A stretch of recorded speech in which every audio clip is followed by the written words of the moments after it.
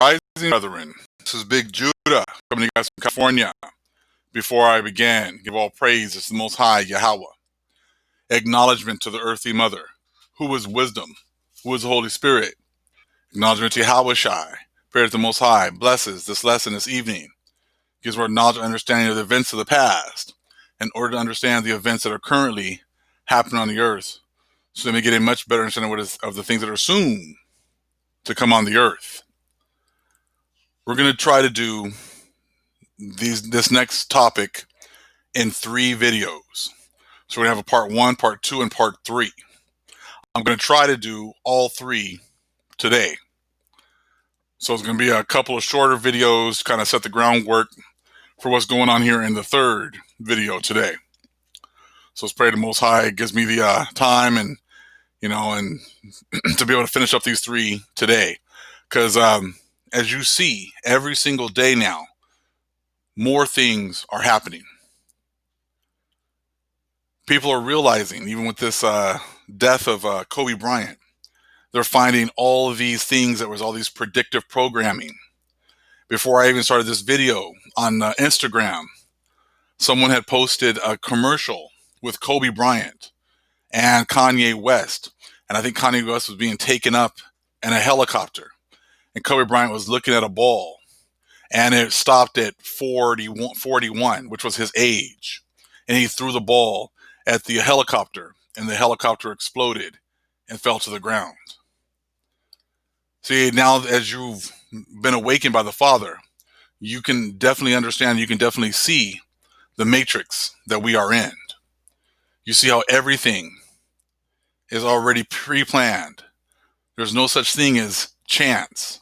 That's something that the churches have pushed, that everyone has free will and everything is just up to chance. And people are realizing that that's not the case. Even with this awakening, it's not open to everyone.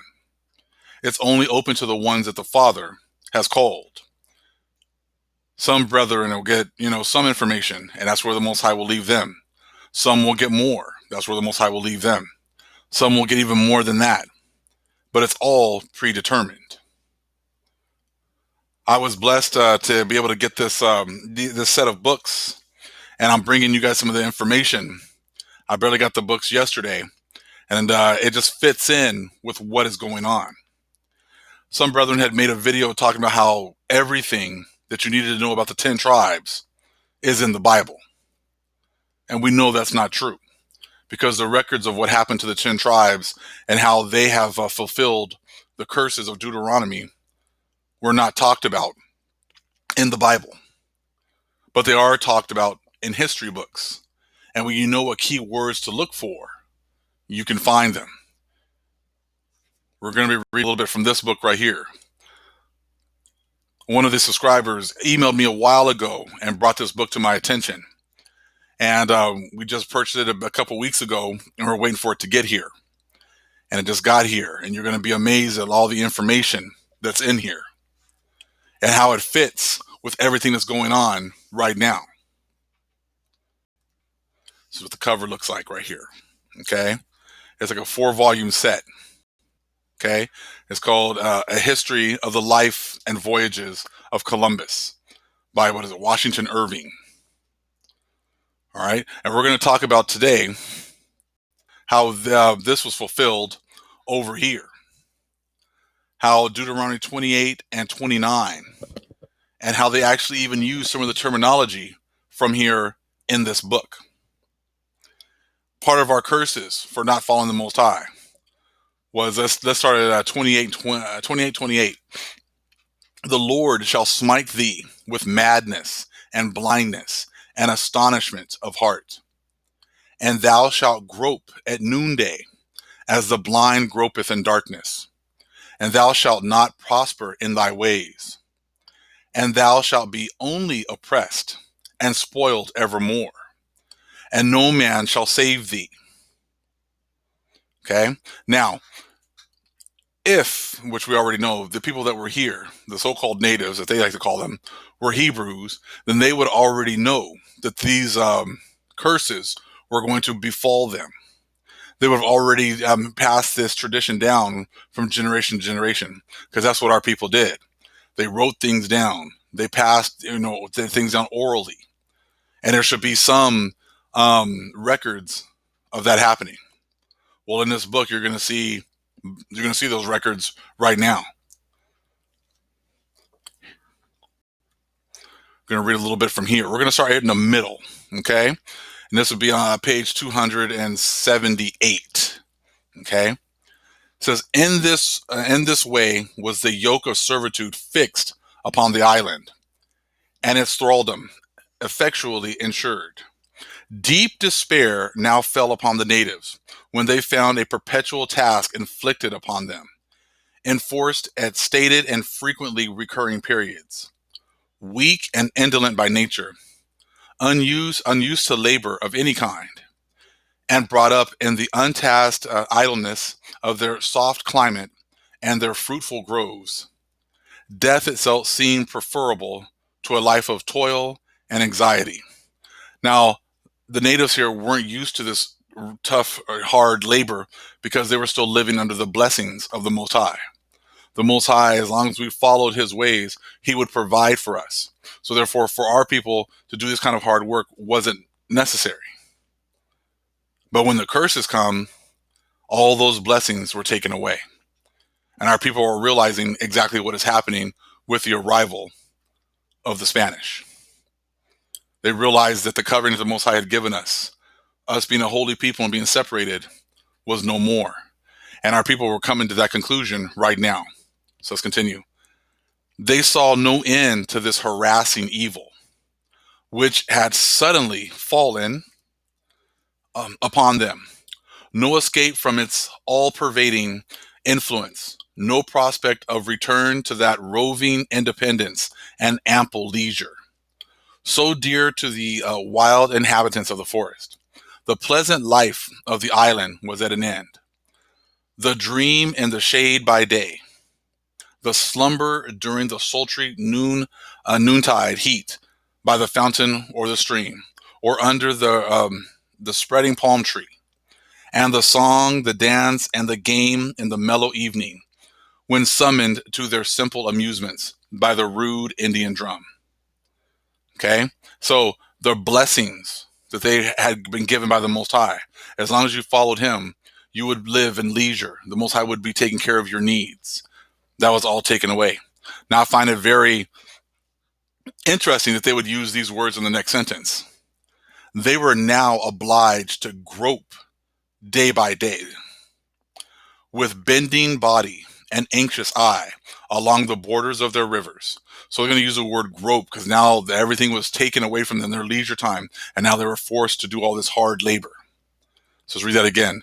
They were now obliged to grope day by day, with bending body and anxious eye, along the borders of their rivers, sifting the sands for the grains of gold, which every day grew more scanty, or to labor in their fields beneath the fervor of a tropical sun, to raise food for their taskmasters, or to produce a vegetable tribute imposed upon them.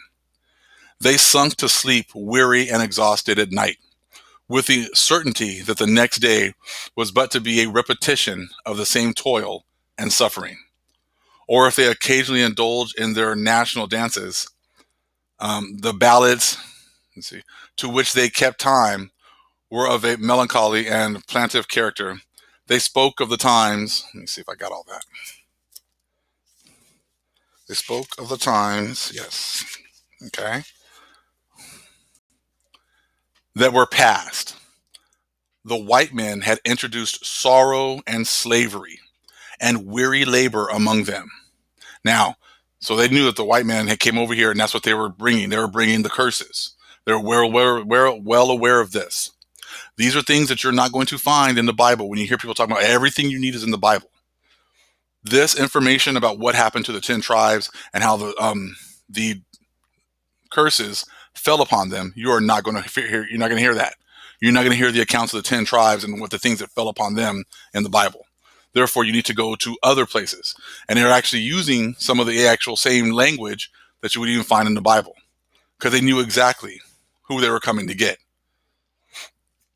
Now, let's check this part out, because these people, our people, they knew the prophecies. They knew that the Most High had already warned us. And they had been dealing with these omens as talked about in the Florentine Codex for years, saying these people were going to come and take away their life, liberty, and their lands and everything, and subject them to harsh labor.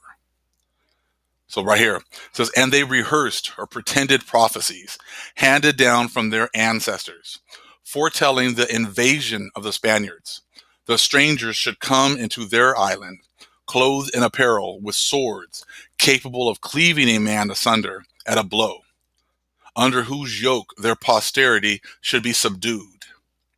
These ballads and eretos they sang with mournful tunes and doleful voices, bewailing the loss of their liberty and their painful servitude. So it sounds like the old Negro spirituals that our people would sing as they were toiling through slavery, going through slavery. We are the people that the Most High had given these prophecies to. We were the ones that were awaiting our punishment, knowing that what was to come. You don't think we would have written this stuff down? And that's where the Book of More comes in. But let's continue this part real quick. They had flattered themselves for a time that the visit of the strangers would be but temporary, and that spreading their ample sails, their ships would once more bear them back to their home in the sky. In their simplicity, they had repeatedly inquired when they intended to return to Ture, or the heavens. They now beheld them taking roots, as it were, in the island. They beheld their vessels lying idle and rotting in the harbor, while the crews scattered about the country were building habitations. Let me continue reading this part real fast. Okay. Let me see here. While the crews scattered about the country, building habitations and fortresses, okay, the solid construction of which, unlike their own slight cabins, gave evidence of permanent residence. So our people, even back then, were like praying and hoping, when are these people going to leave? And then they realized that they weren't going to leave, that they were going to be here permanently. They were going to be here for a very long time.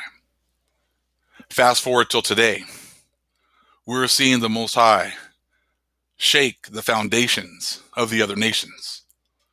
We are seeing how the Most High is loosening the grip that these Gentiles have had on our people all this time. We are living in the days that our ancestors here in these books were looking towards. They were looking for the opportunity to live the life of the blessings that they had before. And that's what our people are looking for again today. We're praying at 6 o'clock for the Most High to restore us, to restore our people, to restore our lands, so that we may go back to living the way the Most High intended. The way these people here, our people here were, they were used to living for the Most High, doing the will of the Most High, not having to toil and work hard and have to worry all the time about this bill, that bill, this issue, that issue, going to work every day, commuting back and forth, dealing with people, that don't like us, that don't respect us. Those are the things that we're praying that the Most High will take away from us, and then He'll restore everything as it was before. That's when you read at Joel 2 and how he talks about moving the northern army away and restoring the lands and replenishing the years the locusts have eaten. That's what this is going on. That's what's going on right here in this book. This is what the people, the natives here, were praying for. They didn't realize they were going to have to wait hundreds of years for the Most High to answer their prayers. But as you can see right now, that's what the Most High is doing. These curses were going to be here for a very long time. Our people were hoping it wasn't going to be for very long. But we know it's been, 500 years since, that big change, an energy shift. It was about 500 years ago. And that was the beginning of the plagues around this time, 1520. And now we're in 2020, and you're seeing plagues being unleashed again. And that's something we're definitely going to be touching on in the next couple of videos. There's a reason as to why the vast majority of the world has no idea about how prophecy is going down, how prophecy is being fulfilled right now. but it is being fulfilled. The Most High is concluding the matter. The Most High is concluding the times of the Gentiles here on our lands, here subjecting our people, to being under their foot. So I don't think of it as just a coincidence that in Deuteronomy 28:29, when it's talking about, and thou shalt grope at noonday, as the blind gropeth in darkness, and thou shalt not prosper in thy ways, and thou shalt be only oppressed and spoiled evermore, and no man shall save thee. That's what they use. They chose to use the word groped in this book because they knew exactly what they were doing, and they knew that they were fulfilling Deuteronomy 28 and the curses. The thing I'm going to end on this short video on is let's go real quick to 1 Nephi again, 13:11 through 15. We have to kind of repeat a lot of these verses because, like I said, it's all matching up. And it came to pass that the angel said unto me, behold, the wrath of God is upon the seed of thy brethren. That's what you heard about right then, right there in this book. And I looked and beheld a man among the Gentiles, who was separated from the seed of my brethren by the many waters. And I beheld the Spirit of the Most High, that it came down and wrought upon the man. And he went forth upon many waters, even unto the seed of my brethren, who were in the promised land. And it came to pass that I beheld the Spirit of God, that it wrought upon other Gentiles, and they went forth out of captivity upon the many waters. And it came to pass that I beheld many multitudes of Gentiles upon the land of promise. And I beheld the wrath of God, that it was upon the seed of my brethren. And they were scattered before the Gentiles, and were smitten. And I beheld the Spirit of the Lord, that it was upon the Gentiles. And they did prosper, and obtain the land for their inheritance. That's what you saw to the T. That's what you saw in that book right now. They even saw how the natives had prophecies that they knew these people were coming. And they were wanting to be restored all the way back then. But there was so much more to go. But now we're coming to the end of that time.